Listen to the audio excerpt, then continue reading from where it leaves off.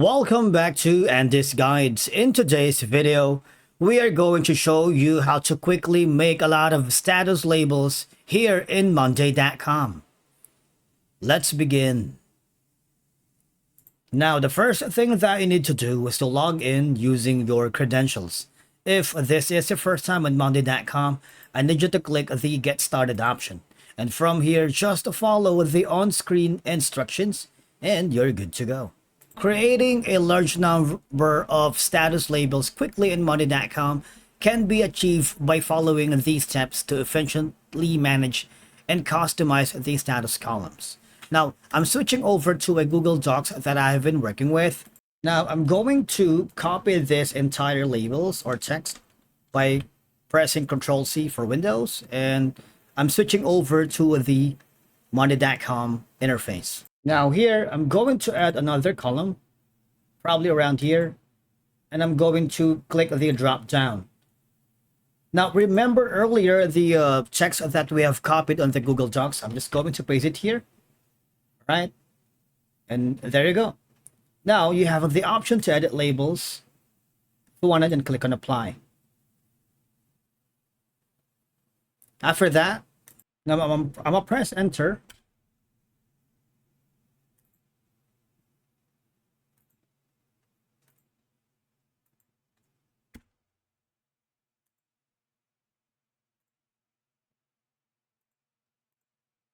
Okay, so that's that.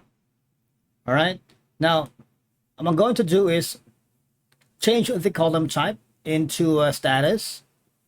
Right here, you see, it has been changed, right? And obviously, you can change the color like this. You have quickly how to make a lot of status labels in Monday.com. It's a straightforward process here in Monday.com, but the thing is, as you can see, using a variety of status labels helps categorize tasks based on different stages, priorities, or types, leading to better organization of your projects. I believe that quickly creating multiple status labels allows you to tailor workflows to fit specific project requirements or team processes.